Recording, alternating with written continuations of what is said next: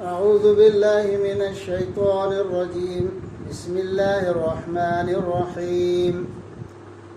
ولما جاء عيسى بالبينات قال قد جئتكم بالحكمة ولأبين لكم بعض الذي تختلفون فيه فاتقوا الله وأطيعون. إن الله هو ربي وربكم فاعبدوه هذا صراط مستقيم. فاختلف الأحزاب من بينهم فويل للذين ظلموا من عذاب يوم أليم. هل ينظرون إلا الساعة أن تأتيهم بغتة وهم لا يشعرون. الأخلاء يومئذ بعضهم لبعض عدو إلا المتقين. يا عباد لا خوف عليكم اليوم ولا أنتم تحزنون الذين آمنوا بآياتنا وكانوا مسلمين. ادخلوا الجنة أنتم وأزواجكم تحبرون يطاف عليهم بصحاف من ذهب وأكواب وفيها ما تشتهيه الأنفس وتلذ الأعين وأنتم فيها خالدون. وتلك الجنة التي أورثتموها بما كنتم تعملون. لكم فيها فاكهة كثيرة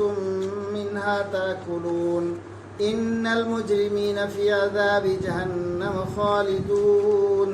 لا يفتر عنهم وهم فيه مبلسون. وما ظلمناهم ولكن كانوا هم الظالمين. ونادوا يا مالك ليقضي علينا ربك قال إنكم ماكثون.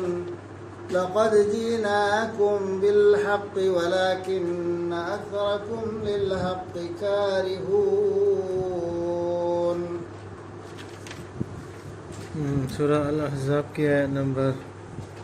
63 दगी हुफूम दोइदगी أعوذ بالله من الشيطان الرجيم رب اشرح لي صدري ويسر لي أمري واحلل عقدة من لساني يفقهوا قولي. لاكبا हनफी इस्लाम धर्म अमसुंग हनफी मजहब हावे लाइतो अदु जो लोय पारबो मकोक्ता यहाल हन हौरिबो अदु आयतु पाबरा लक़द जिअनाकुम बिल हक़्क़ि वलाकिन अक्सरकुम लिल हक़्क़ि कारिहून सिबिन अदु आतसी सेनवा एकोना पुरावनी अचुंबुदु सीने थममिना मांगदा अदुबो अयाम मिनदी अचुंबु तल्ले मकरूह सियासी चाने ने इबिना अचुंबदु मकरूह है अयाम मिना कारिहून तल्ले तन्गने मकरूह है ले अरो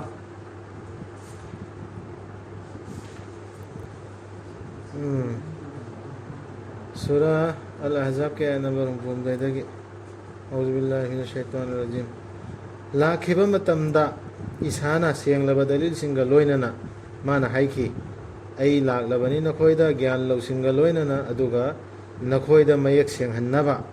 नखोइना मदुदा मोट खेनदिबा खरगी अदुना अल्लाहबु कियु अमसुंग आइना हाइबा इल्लो मोट खेनबा मयामदो दुनियादा मागी मरमदा अदु संदोकनबसुने मान लाइसी ईसा अलैहिस्सलाम लाइसी हे एकोइना मोट खेनदिबा मयाम पैगंबरगी मतांगदा अल्लाहगी मतांगदा रसूल आइजुनुने मोट खेन अदु पुंबदो इबादत की मतांगदा खेने पुंबदो कुरान सिना अल्लाहगी आयात से नबीना पुरा इसी सिगिसिना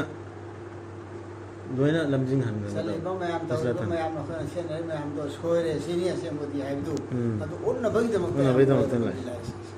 कुरान सिसु अदुनेबा इस्लाम के हांदे आदम दे लाब नत्रो अदु मथम थंग ला ओनर इमने ओनर तोम दो सो लाब मोल ओनर करिना अदुने कुरान सिसु ओनर मयाम दो सु को लाब एखोने खेनरे मयाम से कुरान सिन है फैसला तो हंदर दे एखोय मुसलमान की मरकत चली ब्र चंदब्र दो कुरान सिरा तुम दिया तसेंगनमक अल्लाह दी मादी ꯑꯩꯒꯤ ꯆꯨꯔꯞꯅꯤ ꯑꯗꯨꯒ ꯅꯈꯣꯏꯒꯤ ꯆꯨꯔꯞꯅꯤ ꯑꯗꯨꯅ ꯃꯥꯕꯨ ꯂꯥꯠꯂꯨ ꯃꯁꯤꯅꯤ ꯆꯨꯝꯗ꯭ꯔꯤꯡ ꯆꯨꯝꯕ ꯂꯝꯕꯤ ꯁꯤꯛꯁꯤꯅꯦꯕ ꯁꯤꯔꯥꯇꯨꯜ ꯃꯨꯁꯇꯀꯤꯝꯁꯤ ꯏꯁꯥꯁꯤ ꯃꯄꯨ ꯅꯠꯇꯦꯕ ꯂꯥꯛꯄ ꯌꯥꯕ ꯅꯠꯇꯦꯕ ꯏꯁꯥꯁꯤ ꯃꯄꯨ ꯅꯠꯇꯦꯕ ꯁꯤ ꯃꯇꯥꯡꯁꯤꯗ ꯍꯥꯏꯁꯦ ꯑꯗꯨꯅꯦ ꯃꯥꯅꯤ ꯏꯁꯥꯁꯤ ꯃꯄꯨ ꯅꯠꯇꯦ ꯍꯥꯏꯕ ꯃꯇꯝꯗ ꯍꯥꯏꯍꯜꯂꯦ ꯏꯁꯥꯗ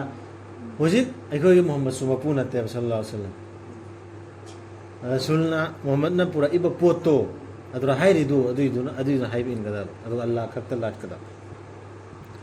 ꯑꯗꯨꯕꯨ ꯃꯣꯠ ꯈꯦꯠꯅꯈꯤ ꯀꯥꯡꯂꯨꯞꯁꯤꯡꯗꯨꯅ ꯃꯈꯣꯏꯒꯤ ꯃꯔꯛꯇ ꯑꯗꯨꯅ ꯑꯋꯥꯕꯤꯅꯤ ꯑꯔꯥꯟꯕ ꯇꯧꯕꯁꯤꯡꯗꯨꯒꯤ ꯋꯥꯔꯒꯗꯕ ꯅꯨꯃꯤꯠ ꯑꯃꯒꯤ ꯗꯟꯗꯤꯒꯤ ꯃꯔꯝꯅ ꯑꯗꯨꯅ ꯐꯥꯎꯗ ꯃꯣꯠ ꯈꯦꯠꯅꯔꯤꯃꯦ ꯏꯁꯥ ꯂꯩꯖꯔꯝꯗ ꯑꯗꯨꯃꯥꯏꯅ ꯍꯥꯏꯍꯜꯂꯦ ꯍꯥꯏꯔꯣꯅ ꯍꯥꯏꯍꯜꯂ ꯃꯇꯨꯡꯗ ꯑꯃꯨꯛꯀ ꯃꯣꯠ ꯈꯦꯠꯅꯔꯦꯗꯅ ꯑꯗꯨꯝ ꯈꯦꯠꯅꯗ ꯂꯥꯛꯑꯦ ꯏꯁꯥꯒꯤ ꯖꯍꯨꯗꯤ ꯃꯈꯣꯏꯁꯤꯡꯗꯨ ꯍꯧꯖꯤꯛ ꯑꯩꯈꯣꯏꯗꯁꯨ ꯃꯨꯍꯝꯃꯗ ꯁꯜꯂꯜꯂꯥꯍꯨ ꯑꯂꯩꯍꯤ ꯋꯁꯜꯂꯝꯒꯤ ꯃꯇꯥꯡꯗ ꯑꯜꯂꯥꯍꯅ ꯍꯥꯏꯕ ꯌꯥꯕ ꯍꯥꯏꯔ ꯃꯇꯨꯡꯗꯁꯨ ꯃꯣꯠ ꯈꯦꯠꯅꯔꯤꯁꯤꯅꯤ ꯅꯕꯤꯗꯨ ꯋꯥꯡꯅ ꯊꯥꯡꯒꯠꯇꯅ ꯊꯝꯗꯅ ꯗꯦওꯕꯟꯗꯤꯅ ꯑꯃ ꯍꯥꯏ ꯍꯥꯏꯕꯗꯨ ꯇꯧꯗꯅ ꯕꯔꯦꯂꯤꯅ ꯑꯃ ꯍꯥꯏ ꯅꯕꯤꯅ ꯍꯥꯏꯕꯗꯨꯅ ꯏꯟꯗꯕ ꯁꯤꯌꯥꯅ ꯑꯃ ꯍꯥꯏ ꯅꯕꯤꯕꯨ ꯅꯠꯇꯦ ꯈꯤꯔꯖꯥꯟ ꯃꯈꯣꯏꯗꯤ ꯁꯥꯍꯥꯕꯥꯏ ꯀꯔꯥꯝ ꯀꯔꯤꯗꯨ ꯏꯁꯥ ꯑꯂꯩꯍꯤ ꯁꯂꯥꯝꯇꯕꯨ ꯀꯟꯅ ꯄꯥꯏꯔꯤ ꯃꯈꯣꯏꯗꯤ ꯑꯩꯈꯣꯏ ꯃꯨꯍꯝꯃꯗꯤꯌꯥꯒꯤ ꯎꯝꯃꯠꯁꯦ ꯃꯨꯍꯝꯃꯗ ꯁꯜꯂꯜꯂꯥꯍꯨ ꯑꯂꯩꯍꯤ ꯋꯁꯜꯂꯝꯒꯤ ꯎꯝꯃꯠꯁꯤꯗꯗꯤ ꯌꯦꯡꯉꯣꯕ ꯃꯨꯁꯂꯤꯝꯅꯤ ꯍꯥꯏꯕ ꯀꯥꯡꯕꯨꯁꯤꯗ ꯁꯥꯍꯥꯕꯥꯏ ꯀꯔꯥꯝ ꯄꯥꯃꯨꯟꯅꯔꯛꯏꯃꯤ ꯃꯥꯅ ꯍꯦꯜꯂꯤ ꯃꯥꯅ ꯍꯦꯜꯂꯤ ꯃꯨꯟꯅꯔꯛꯇ꯭ꯔꯣ ꯑꯗꯨꯗ ꯏꯁꯥꯗꯅꯦ ꯃꯈꯣꯏꯗ ꯂꯥꯠꯈ꯭ꯔꯤꯁꯤꯗꯤ ꯁꯤꯌꯥꯅ ꯃꯔꯣꯟ ꯑꯃ ꯑꯍꯂꯦꯕ ꯀꯤꯃꯤ ꯃꯈꯩꯁꯤ ꯍꯁꯟ ꯍꯨꯁꯦꯟ ꯑꯩꯈꯣꯏ ꯁꯤꯗꯩꯗꯤ ꯁꯥꯍꯥꯕꯥꯏ ꯀꯔꯥꯝ ꯃꯨꯟꯅꯔꯛꯂꯦ ꯊꯥꯛꯀꯤ ꯂꯩꯁꯤ ꯅꯕꯤꯗꯒꯤ ꯅꯕꯤ ꯑꯝꯕꯤꯌꯥꯁꯤꯡꯗꯒꯤ ꯍꯦꯜꯂꯤ ꯍꯥꯏ ꯑꯗꯨꯒꯤ ꯄꯣꯠꯇꯨꯅꯤ ꯁꯤꯗ ꯍꯥꯏꯔꯤꯁꯤ ꯒ꯭ꯌꯥꯟ ꯈꯟꯊꯒꯗꯕꯅꯤ ꯃꯈꯣꯏꯅ ꯀꯔꯤ ꯉꯥꯏꯔꯤ ꯄꯨꯡꯐꯝꯗꯨ ꯃꯈꯣꯏꯗ ꯏꯈꯪ ꯈꯪꯍꯧꯗꯅ ꯂꯥꯛꯄꯗꯨ ꯅꯠꯇꯅ ꯃꯈꯣꯏꯅ ꯂꯥꯝꯕ ꯉꯝꯍꯧꯗꯅ ꯑꯗꯨꯔ ꯅꯈꯣꯏ ꯉꯥꯏꯔꯤ ꯁꯤꯔꯕ ꯉꯥꯏꯔꯤꯁꯤ ꯏꯁꯣꯔ ꯆꯨꯝꯊꯣꯛꯇ ꯂꯩꯔꯤꯁꯤ ꯑꯗꯨ ꯉꯥꯏꯔꯤ ꯀꯌꯥꯃꯨꯛ ꯂꯥꯛꯄ ꯉꯥꯏꯔꯤꯕ꯭ꯔꯥ ꯅꯛꯅꯕ ꯃꯔꯨꯞ ꯃꯄꯥꯡꯁꯤꯡ ꯅꯨꯃꯤꯠ ꯑꯗꯨꯗ ꯑꯣꯏꯒꯅꯤ ꯃꯈꯣꯏ ꯀꯌꯥꯃꯨꯛꯇꯨꯗꯗꯤ ꯑꯣꯏꯔꯅꯤ ꯑꯃꯒ ꯑꯃꯒ ꯌꯦꯛꯅꯕꯁꯤꯡ ꯆꯨꯝꯅ ꯆꯠꯆꯕꯁꯤꯡꯗꯨ ꯅꯠꯇꯅ ꯃꯔꯨꯞ ꯃꯄꯥꯡ ꯍꯥꯏꯕꯅꯤ ꯅꯛꯅꯕ ꯍꯥꯏꯅ ꯌꯥꯎꯗꯦꯁꯤꯅꯀꯣ ꯑꯜ ꯑꯈꯤꯂꯥꯎꯁꯤ ꯈꯂꯤꯜꯒꯤ ꯄ꯭ꯂꯨꯔꯦꯜ ꯈꯂꯤꯜꯗꯤ ꯃꯔꯨꯞ ꯑꯆꯥꯟꯕꯤ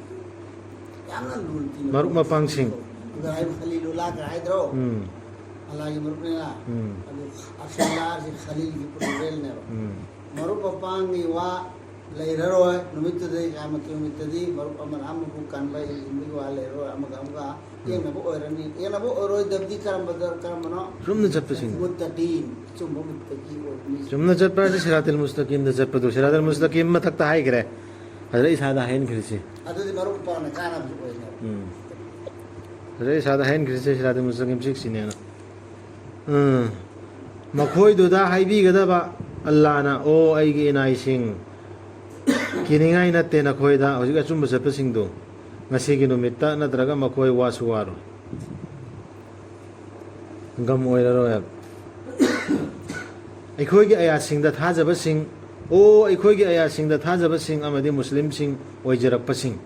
ꯁꯤ ꯑꯜꯂꯥꯍꯅ ꯍꯥꯏꯗꯣꯔꯤꯕꯅꯤ ꯅꯈꯣꯏ ꯋꯥꯔꯔꯣꯏ ꯍꯥꯏꯕ ꯀꯤꯅꯤꯡꯉꯥꯏꯁꯨ ꯅꯠꯇ꯭ꯔꯦꯕ ꯁꯤꯗ ꯍꯥꯏꯔꯤꯁꯤ ꯗꯥꯏꯔꯦꯛꯅꯤ ꯍꯥꯏꯔꯤꯁꯤ ꯑꯜꯂꯥꯍꯅ ꯑꯣ ꯑꯩꯈꯣꯏꯒꯤ ꯑꯌꯥꯠꯁꯤꯡꯗ الذين آمنوا بآياتنا أيكوي آيات سيندا إيمان بربّا سين مسلم ويربّا جنگ جرو جنتا نخوي أمسون نخوي جي لوي نبي سين نخوي بو هراو هن بيرغني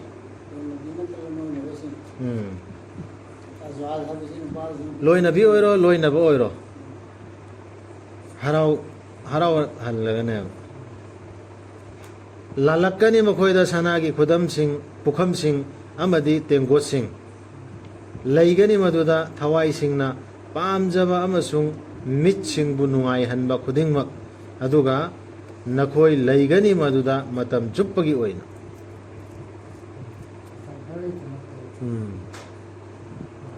ꯃꯗꯨꯅꯤ ꯖꯟꯅꯠ ꯍꯥꯏꯕꯗꯨ ꯑꯗꯨꯕꯨ ꯅꯈꯣꯏꯗ ꯁꯣꯇꯣ ꯑꯣꯏꯅ ꯄꯤꯕꯤꯒꯗꯧꯔꯤꯕ ꯅꯈꯣꯏꯅ ꯇꯧꯖꯈꯤꯕꯗꯨꯒꯤ ꯇꯧꯖꯈꯤꯕꯁꯤ ꯀꯔꯤꯅꯣ ꯑꯜꯂꯥꯍꯒꯤ ꯑꯌꯥꯠꯇ ꯏꯃꯥꯟ ꯄꯨꯔꯛꯈꯤꯕꯗꯨ ꯑꯜꯂꯥꯍꯅꯕꯨ ꯍꯥꯏꯔꯗꯤ ꯀꯨꯔꯥꯟꯗꯕꯨ ꯍꯥꯏꯔꯗꯤ ꯌꯥꯔꯦ ꯑꯗꯨ ꯏꯃꯥꯟ ꯄꯨꯔꯛꯈꯤꯕꯗꯨ ꯂꯩꯒꯅꯤ ꯃꯗꯨꯗ ꯅꯈꯣꯏꯒꯤꯗꯃꯛ ꯎꯍꯩ ꯌꯥꯝꯅ ꯃꯗꯨꯗꯒꯤ ꯅꯈꯣꯏꯅ ꯆꯥꯒꯗꯕ ꯇꯁꯦꯡꯅꯃꯛ ꯃꯔꯥꯜ ꯂꯩꯕꯁꯤꯡꯗꯤ ꯂꯩꯒꯅꯤ ꯖꯍꯟꯅꯝꯒꯤ ꯗꯟꯗꯤꯗ ꯃꯇꯝ ꯆꯨꯞꯄꯒꯤ ꯑꯣꯏꯅ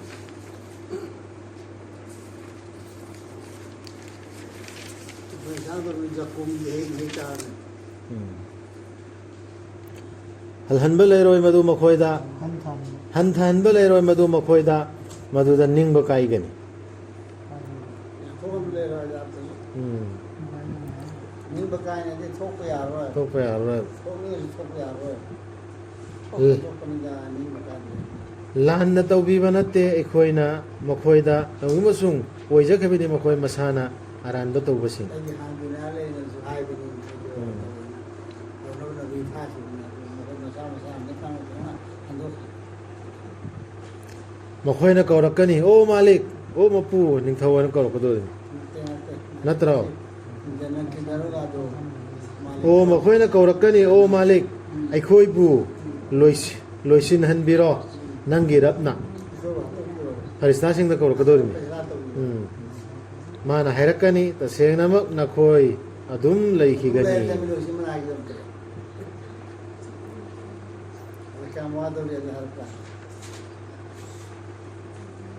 ꯁꯣꯏꯗꯅꯃꯛ ꯑꯩꯈꯣꯏꯅ ꯄꯨꯔꯛꯄꯅꯤ ꯅꯈꯣꯏꯗ ꯑꯆꯨꯝꯕꯗꯨ ꯇꯧꯕꯁꯨꯡ ꯅꯈꯣꯏ ꯑꯌꯥꯝꯕꯅ ꯑꯆꯨꯝꯕꯕꯨ ꯇꯨꯀꯠꯆꯕꯅꯤ ꯁꯤꯗ ꯑꯜꯂꯥꯍꯅ ꯗꯥꯏꯔꯦꯛ ꯁꯤꯖꯤꯟꯅꯔꯤꯕ ꯋꯥꯍꯩꯁꯤ मागे आयात हौरपदगी हौना मागे आयात की मतंगदा अल्लाहना नेबा सोयदनमक अल्लाहना पुरक्पनेबा नखोयदा अचुंबदु करिनो पुरा इसी आयात सिंगसिने नदी थांदो पुरा इसी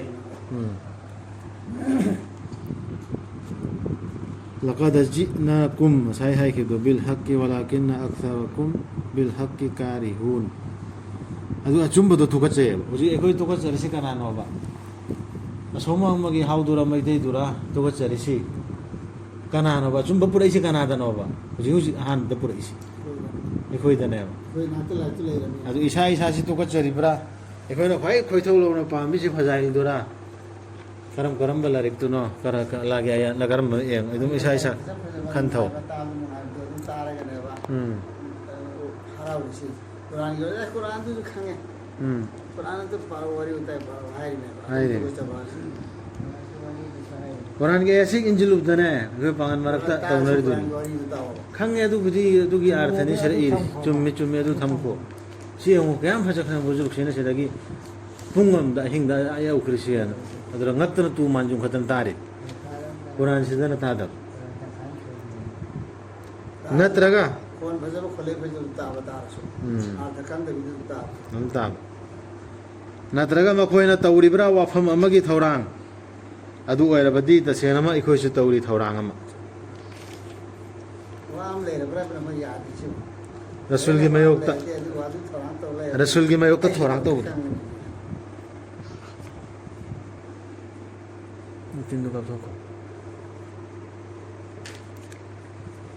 रसूल की मयोक्ता थौरांग तौरिब्रा ना बिरकेट में मखादा करिदा फुनो तपी नत्रगना मखोइना खनब्रा अल्लाह ना तादे हाइना मखोइगे अरोनब सिंगदु अमदी मखोइना चिकना वारी सानबदु होय करिगे तादनी मखोइगा लोइनबा अखोइगे पापोलोइसिंगना इसिल्ली मखोइना ngangnabadu लोइना खुतौरिबा खुसिन बुमबदु अल्लाह ना खंगिया हायु अमम सल्लल्लाहु अलैहि वसल्लम लैरमलबदी ओंथोकना थौजाल हैबदुगी मचानी पा अमा ओइरमगदबनी आइना माबु लाटपसिंगी अहानबदु रसूल हाइलिमि सि चैलेंज तहल्लिम हायोबा अदुमैना खोइना हाइरदो हजरत ईसा सि नदर उजेल से लाई मचानेन हाइरिदो नक्नबनियाना अदुम पोतो ओइ बे लेरमदी आइना हाना दुई दुई इबादत तौने आई तौदिसन दि लैते न तौदिर लाई मसा लैते अदुम लम येले तो लम युरने आयु ओमम सल्लल्लाहु अलैहि वसल्लम लैरमलबदी ओंथोकना थौजाल हैबदुगी मचानी पामा ओइरमगदबनी आइना माबु लाटपसिंगी अहान रसूल हाय हाय रसूल से सिनी जाकेना हाय माने होजि मोदे खिस्तान हो गया होजि चैलेंज दौदु माने त वांगना लैखरबनी मतिक मंगा आसमान सिंह अमसुंग पृथ्वी इंगी रब की फंबाल की रब की मखोइना हाइजिल्लिबा दुदगी सि पुंबा हेक एखोइना नबी दो ओइरो बुजुर्ग दो ओइरो एनी अवांग मियम अल्लाह का लोइन हल्लदी अदुदगी यामना वांगना सेंगना लैखरे अल्लाह अखोइना हाइरे वासिंग दुबा याम लापना खरे सिदगी याम लापदा मिसुम वही बता सिंग सरे कनागुंबम की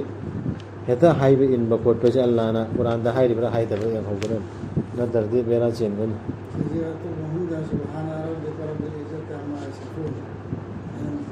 هم يعودنا aduna thadok tuna thamlo makhoibu warem suhanduna amasung nungai thok handuna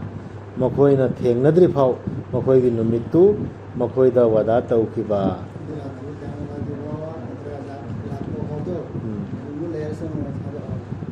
makhoida haibe ya bahayra matung da pawdu hola matung da yadardi dorsono sermuk na bayade khulna bayade ganti ya nabiyade mahakni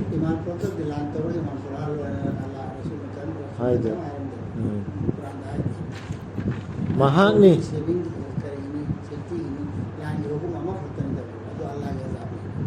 azab ko thabani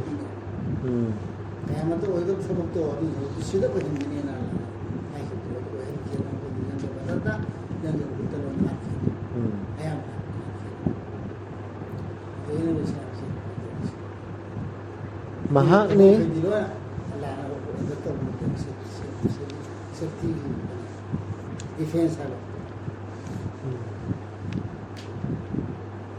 mahakni atyagi laidu amadi pithribi gi laidu madi asingbaduni akhangbaduni ti ayasi su khan thabe ay mahakna ba atyagi su lai mapusi ilasi adragi pithribi gi su atiyada nei koina kimi ban tawgan ba thabuk ne ba atiyada allah lai ase mi pung khudi man loina hai ba god lai mana se ma ba se mak pane se loina ya hai ba du somda na pithribi sarana luching ba mat amaga mana hai khati loiren la ni me tung indar jat ni sida su pithribi sara du mana hai ba message du in gadab du na adu ilhan gadab du na du nat tabida pithribi kisina lidaram sem yai phabani madi magi oibiri ba asman singi leba pumna mak amadi pithribi amasung ani du marakta lairiba khaidu aduga mangonda lairiba pungpham dugi gyan aduga mangonda nakoi bu halan dauri bani halan dauri ba mangonda kram wa pale banse ya ami pannu to ya khabar ki ya to original ai ba to ko kan ya ko ya ko original mangonda kayo khali wa khali ke aduni ya berkat ngaktan ya min berkat ngaktan ya dunia dasu sakti laitabani wachat bagi makhoina mabu thamlaga kaujari ba singdugi achum bagi sakhi piba mahak tugi nattana amasung makhoina quraishna madu khangbani muhammad ki nattana khangdam natte ba khangim chumbagi sakhi piba mahaktu gi nattana mamasal songi nattana na hiri amasung makhoina quraishna madu khangeba mi ayam ban sunan khangi madru jik so se la yam kul ladina bi amku halawa nabi sakti laitabani mari odeva wachat chabagi makhoina mabu thamlaga kaujari ba singdugi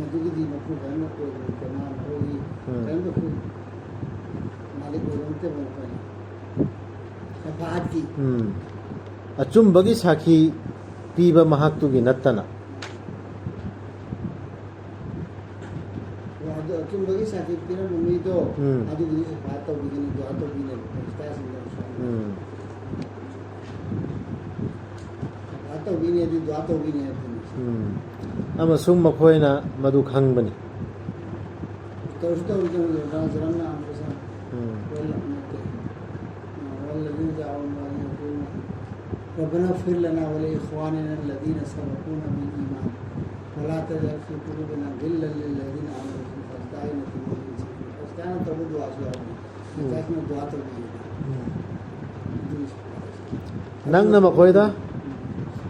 nangna makhoida hanglabadi makhoi bu kanana sembi khibagi haina makhoina soidana haigani allahna hai bu apun ji makhoi su khangi na ti aur jana kore sumi sin khangi na देखो जो कमी दना पूजा समानत लेगनी महा मको हमतु तनी त कुन सिबरे इसने खंग दरते खंग है बा मनन हंगो मतम सुनो सो हारे कने अल्लाह से ಇದು ಕರಾಯ ಅದು ಇರಬದಿ ಕರಂ ನ ಮಖೈಬುಲ್ ವಖಲ್ಲಾನ್ ನ ಪುಹಲ್ಲಿ ಬನೋ ಅಲ್ಲಾಹನನಿ ಲೋಯಿನ ಅಸ್ಮಾನ್ ತಿ ಜಮೀನ್ ಬಿಜಿಬಿ ꯑꯜꯂꯥꯍꯒꯤ ꯍꯨꯀꯨꯝ ꯌꯥꯎꯗꯅ ꯇꯧꯅꯅꯤ ꯒꯣꯠ ꯇꯧꯅꯅꯤ ꯁꯤ ꯂꯣꯏꯅ ꯍꯥꯏꯔꯤ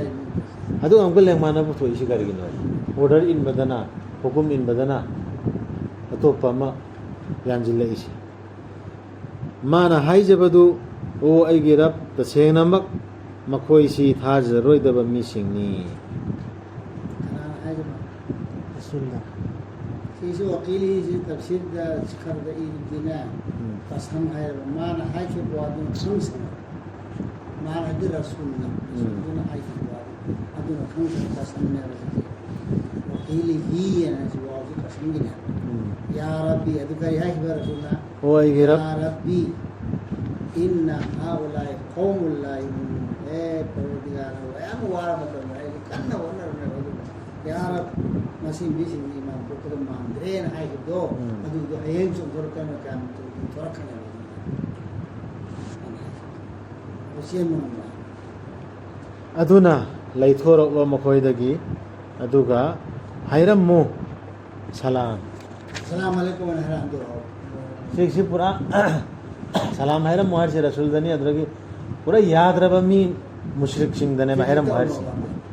Quran sing kar tawraba mushrik sing do Allah ge asi yaad rab mi sing do adura ne ba salam hayram male thoro harsi adubu makhoi thuna di khanglak lagani adu sida rasul ga pura mukna dana yaad raba mi sing do salam hayram male thoro na Allah na hayriya ba santi version hayram mo देखो ना सीधा money मा Soma money मी से सलाम तो क्या मकोई थी अतुनी अदानी है ना काना आना पुकारा है दिशा में